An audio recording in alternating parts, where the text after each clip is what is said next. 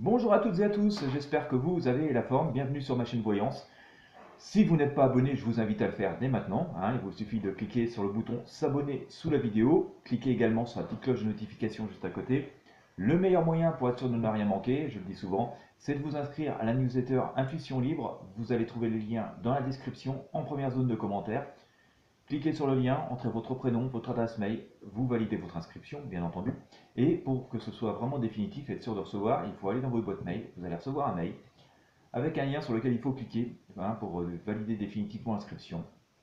Ainsi, lorsque je publie un contenu, vous recevrez automatiquement un mail pour vous prévenir, voilà, qu'il y a une nouvelle vidéo. Puis le mail, au moins vous êtes sûr de trouver un moment ou l'autre et de ne pas rater les contenus. Voilà. Aujourd'hui, sujet d'actualité, j'ai envie de m'intéresser à l'évolution du chômage en France. Bon, on a eu les chiffres hier du mois de mars, les chiffres sont mauvais, sans grande surprise, on va dire. Bon, je me demande quand même si on nous a pas ressorti des chômeurs qui traînaient depuis des mois sous le tapis, et puis qu'on n'a pas profité du coronavirus pour vous dire, alors c'est coronavirus. Voilà, hein, faut savoir que depuis des mois, il suffisait de traverser la rue normalement pour trouver un emploi. Alors c'est pas de moi, hein, je mets ça, c'est un petit, j'ai un peu d'humour noir ou de sarcasme là, mais bon, voilà. En tout cas, ça me paraît assez étrange ces chiffres qui explosent comme ça en mars, hein. On a été en confinement que 17 mars. Par contre, voilà, il y a des vraies inquiétudes pour l'avenir parce qu'effectivement, on est en train de vivre économiquement une situation absolument incroyable. Alors voilà, l'évolution du chômage dans les mois à venir, c'est ce qu'on va tenter d'éclaircir avec ce tirage de tarot. Allez,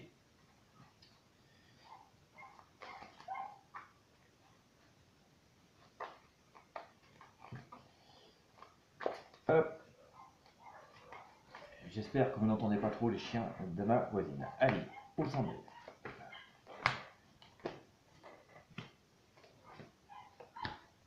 Le chômage en France, alors ça concerne aussi les dom-toms, hein. Pas uniquement la métropole. Je pense que l'onde de choc va se produire un peu partout. Alors où on en est? On est dans une situation compliquée, vous voyez, il n'y a pas de secret, hein. Vous avez dû voir comme moi, je viens de sortir le pendu. Voilà, pour symboliser la situation actuelle, hein, vous voyez, le tarot ne ment pas. Je sors le pendu. Effectivement, c'est pas confortable. C'est pas confortable depuis très longtemps d'ailleurs, hein. Je pense que l'aspect coronavirus va avoir bon dos pour cacher des politiques d'emploi qui ne fonctionnent pas depuis des décennies. Et tout particulièrement ces derniers mois où tout était censé aller mieux, il suffisait de traverser la rue, hein, vous avez entendu comme moi. Euh, sur le terrain, la situation était tout à fait différente. Certes, certains secteurs d'activité recrutaient, d'accord, mais c'est pas parce qu'il y avait une poignée de postes de métiers rares disponibles en France non pourvus que ça couvrait les licenciements par milliers tous les mois, hein. Je ne sais plus, il y a une personnalité politique il y a quelques mois qui disait qu'on perdait, je ne sais plus qui c'est, qui disait qu'on perdait 20 000 emplois par mois en France. Donc c'est pas parce qu'on cherche 1000 tourneurs, ajusteurs, serveurs, choses comme ça, que vous voyez que ça servait à contrecarrer la balance. Bon, pour revenir à notre tirage, la situation actuelle, je vous ai dit, le pendu, donc pas confortable, hein. Les perspectives pour l'instant sont assez compliquées et il va y avoir aussi beaucoup d'interrogations dans les semaines et les mois qui viennent. La situation va être alors je ne veux pas dire que c'est une situation grave et désespérée, mais on va être un peu sans moyens dans un premier temps, à mon sens, hein. Ça va être une vraie épreuve de force, on va être sans moyens pendant un certain temps, et ça veut dire pour pallier à cette difficulté majeure que nous rencontrons, parce que évidemment, hein, l'impact économique du corona va être énorme, mais justement, pendant que tout se remette en route, tant qu'on se réadapte et tout, et il va y avoir une vraie volonté de réadaptation, hein. On va y travailler peut-être plus sérieusement aujourd'hui que, que ça a pu être le fait dans le passé, depuis des décennies, où le chômage, c'est un peu forcément. Enfin, pour celles et ceux qui ont été confrontés, vous connaissez le show qui entoure tout ça, hein, d'accord? Donc, et finalement, qui ne rend pas tant service aux chômeurs que ça, qui ne les aide pas tant que ça à rebondir. Là, je pense que pour une fois, on va s'atteler véritablement à la tâche. Mais évidemment, tant qu'on s'attelle à la tâche et qu'on trouve des solutions, ça va continuer à ne pas s'améliorer, sinon à empirer, pendant encore quelques semaines et quelques mois. C'est une vraie épreuve de force, mais Voilà, il y a quand même aussi de bonnes notions d'espoir parce que, à mon sens, hein, en tout cas le ressenti que j'en ai, c'est qu'il y a aussi une grande prise de conscience qui intervient et qui va intervenir, qui nous montre aussi, qui nous démontre les mensonges que nous connaissons depuis pas mal d'années, on va dire au moins depuis 10 ans, si ce n'est plus, concernant le monde de- du travail et de l'état de notre outil industriel et l'état de notre tissu économique en France. Finalement, cette épidémie aura eu au moins un aspect positif, euh, c'est de nous montrer à quel point on ne fait plus rien en France. Voilà. Donc, forcément, si on ne fait plus rien en France, il n'y a pas les emplois qui vont avec. Donc, quand on nous disait tout va bien, c'est parce que les gens ne veulent pas travailler et tout, il y avait forcément une forme de mensonge. On l'a vu dans cette épidémie, on ne produit plus de masques, simple masque en papier on ne le produit plus, on ne produit plus de respirateurs, on ne produit plus de médicaments, la plupart on n'a plus forcément pas des personnels qualifiés certes, euh, on a manqué aussi d'établissements, on a manqué absolument de tout, d'accord, des emballages, parfois on a vu certaines pénuries dans les magasins, notamment des œufs, j'ai eu l'occasion de discuter avec une personne qui travaille dans le domaine il y a quelques jours, et il me disait, bah si, vous savez, les poules, elles continuent à pondre. Pas de problème, les poules, sauf qu'on n'a plus d'emballage. Donc on n'a plus d'emballage, on ne peut pas emballer nos œufs, on ne peut pas emballer nos œufs, on ne les envoie pas en magasin. Voilà. Donc vous voyez, on ne produit plus non plus d'emballage. Et d'ailleurs, à ce sujet, il y a quelques jours, vous pourrez peut-être retrouver le replay de ce reportage. Je crois que c'était sur BFM TV, on nous montrait une usine qui fabrique les fameuses briques où on conditionne le lait et pas mal de jus de fruits en France. Une usine très moderne, hein, qui fait très bien son travail. Cette usine, il lui faut un train de papier tous les 2 jours. Un train, c'est énorme. Et le papier, il vient de Suède. Voilà. On ne fait pas non plus de papier en France, ou du moins pas en quantité suffisante. Donc on s'aperçoit finalement qu'on ne produit plus grand chose en France, et que même quand on produit des choses, c'est avec des matières premières qui viennent de l'étranger et souvent de Chine. Donc, puisqu'on produit plus grand chose, contrairement au passé, et qu'on commence d'ailleurs, certains de nos dirigeants politiques disent ah oui, il va falloir refabriquer des productions plus en France, il va falloir redevenir autonome. Ils avouent eux-mêmes qu'on ne fait plus rien, et si on ne fait plus rien, c'est qu'il n'y avait plus les emplois non plus, hein. Voilà, chaque usine qui fermait, c'était des salariés fermés, c'était des sous-traitants en moins, c'était tout un tas de métiers de service en moins. Donc voilà, entre guillemets, excusez-moi pour cette grande parenthèse, mais c'est pour bien aussi expliquer le contexte de ce que nous explique le tarot. Euh, euh, Puisqu'on ne produit plus rien, on n'a plus les emplois qui vont avec. Et on n'a plus l'économie qui va avec, c'est-à-dire les salaires qui vont avec, l'argent avec, qui permet de générer une autre consommation de loisirs, de services et d'automobiles et ainsi de suite. D'accord. Même les voitures, d'ailleurs, elles sont grandement fabriquées à l'étranger, même pour les voitures françaises. Donc, enfin, prétendument françaises. Donc, vous voyez, l'intérêt de cette épidémie de coronavirus, ça a été de nous montrer à quel point on est démunis, à quel point on ne produit plus rien, à quel point nous sommes dépendants. Et c'est ce que semble vouloir nous révéler ici la force, l'impératrice, qui remet complètement en question ça et qui remet aussi par travers du pendu, hein, nous dire qu'on est dans une situation absolument inconfortable. Mais au moins, voilà, la situation telle qu'elle est aujourd'hui permet de remettre les choses en lumière, et c'est sans doute l'aspect positif, hein, d'accord, c'est ce que nous dit ici le battleur, parce qu'on va devoir jeter par-dessus nos épaules tout un tas de modes de fonctionnement, de règles qu'on a établies, la manière dont fonctionnaient nos économies, la manière de considérer le travail, la manière de considérer comment on produit de la richesse, et que la richesse, c'est à la base de la production et pas que de la spéculation. D'accord. C'est ce que nous dit ici, vous voyez, le batteur, hein, regardez par-dessus, il jette par-dessus son épaule, hein, vous voyez un peu le passé, il regarde en direction opposée, parce qu'on va devoir se détourner de la manière dont on a fonctionné depuis quelques décennies.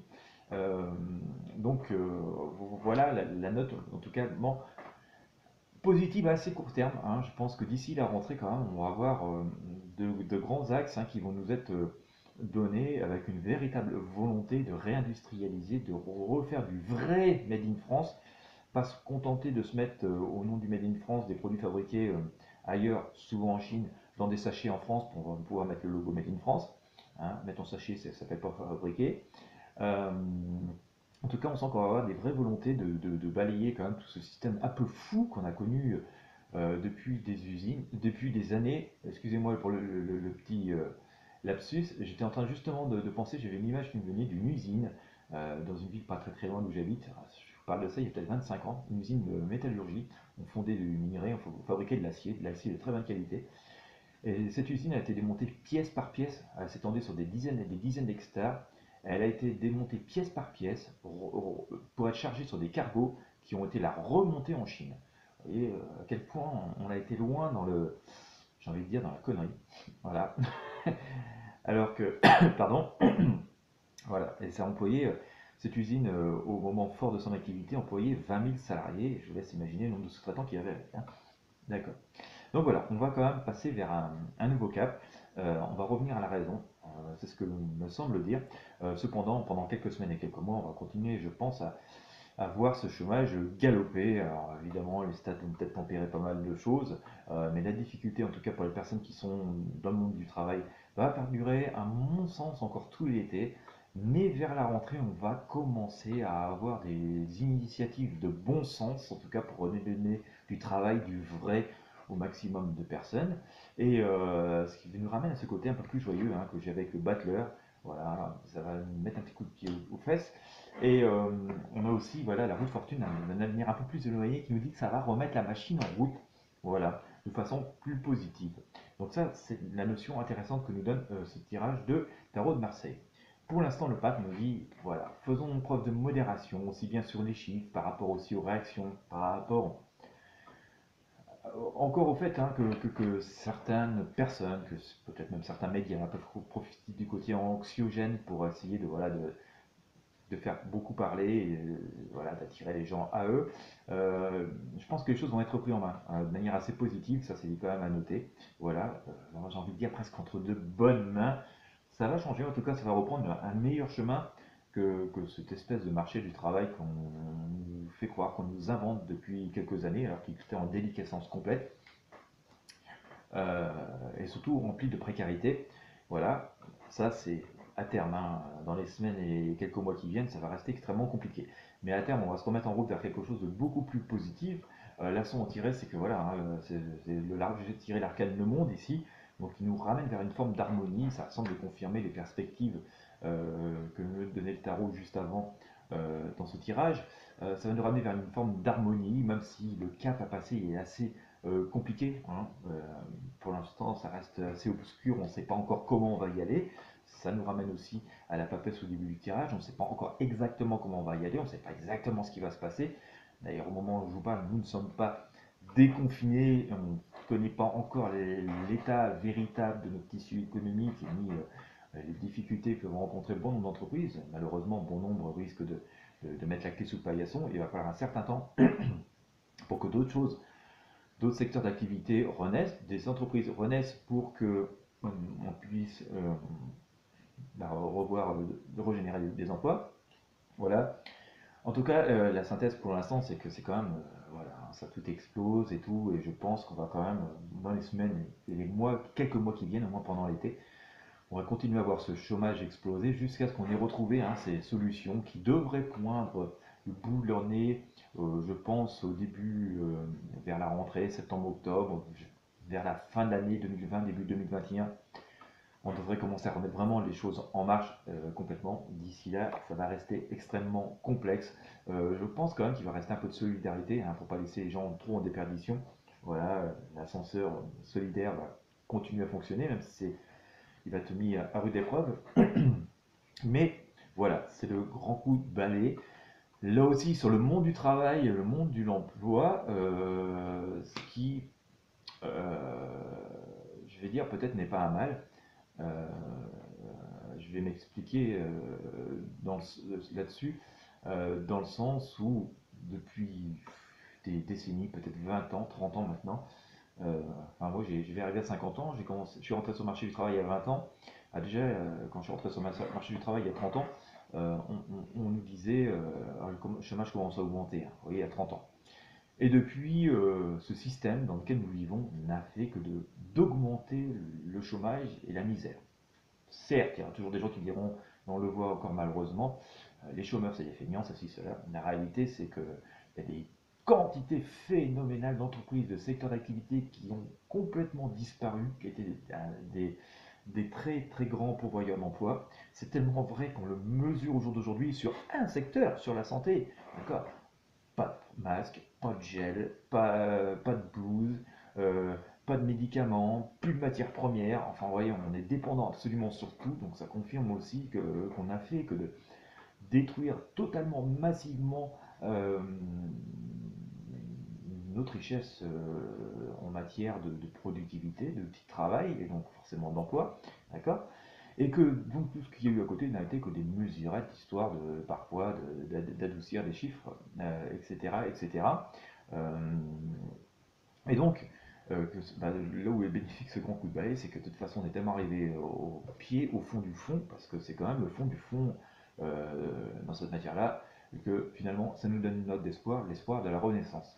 Puisqu'on ne peut pas descendre plus bas, on ne peut que remonter, c'est la note positive, entre guillemets. Bien dommage qu'on ait dû descendre si bas, qu'on ait dû arriver dans une telle hérésie du profit à outrance, de, de la richesse par la spéculation plutôt que par la production, hein, voilà, et qu'on ait généré autant de misère. Mais voilà, comme on est tout en bas, qu'on est au fond du fond, les choses ne peuvent que s'arranger. C'est sa seule hausse positive, bien dommage, bien entendu. Allez, on sort quelques arcanes du tarot des druides pour voir ce que ça peut donner. Et puis je vous fais la petite synthèse. Allez, hop, et ben oui, la magie. Alors vous voyez, la magie me fait quand même penser, ça revient un petit peu au propos que j'avais au début, hein, qu'il y a quand même des choses pas très claires dans ce qu'on nous annonce et dans les chiffres. Mais voilà, de toute façon, ce monde du travail était devenu un petit peu virtuel. Je ne parle pas de télétravail, mais je veux dire, dans les perspectives qu'il offrait, nous sommes, comme je vous l'ai sorti tout à l'heure sur le tarot de Marseille, dans une passe difficile. Hein, et donc, oui, c'est pas très clair devant. Hein, il y a des vraies bonnes volontés, hein, me semble-t-il, pour que ça s'arrange, et ça va s'arranger. Pas en 5 minutes, hein, faut pas rêver, hein, ça va rester encore quelques semaines, quelques mois compliqués, mais il y a des perspectives devant, hein, il y a toujours la lumière au bout du tunnel, c'est un peu ça, mais là on n'est que pour l'instant à l'entrée du tunnel. Donc voilà, j'ai sorti la lune sur le tarot de Marseille, je la sors à nouveau ici, et le grand prêtre. Mais les choses vont être en main. Je pense qu'on va pouvoir s'imposer et y avoir un grand coup de semonce. Hein. Je pense que les causes qui généraient cette destruction massive d'emplois, qui générait ce chômage massif, les vraies causes vont être prises en main. Il va y avoir un vrai coup de gueule. Hein. Vraiment, voilà, il y a quelqu'un qui va prendre les choses en main, qui va imposer des règles quand même beaucoup plus dures, beaucoup plus strictes. Et voilà, ça va ce qui va amener d'ailleurs les choses à bouger. Voilà, donc ça c'est tout assez intéressant. Pour l'instant, on est un peu dans la pénombre, hein. Il va falloir s'arranger comme on peut, mais toute cette situation délétère et qui nous détruit et qui nous détruisait est derrière nous. Donc voilà, hein, c'est ce que je disais tout à l'heure. Nous sommes au fond du fond, donc comme on ne peut pas descendre plus bas, on ne peut que remonter. C'est la seule note positive, mais à nouveau, dommage d'avoir dû descendre juste en bas. Et j'ai sorti ici la Renaissance, hein, donc qui vient compléter l'arcane Namor que j'ai eu sur le tarot de Marseille. C'est le grand coup de balai. Hein, dommage d'avoir dû vivre, en tout cas dans ce terme de chômage, cette période et cette époque si douloureuse qu'aura quasiment, à mon sens, sacrifié une génération pour pouvoir remonter. Mais voilà, encore là, il y a une lueur d'espoir.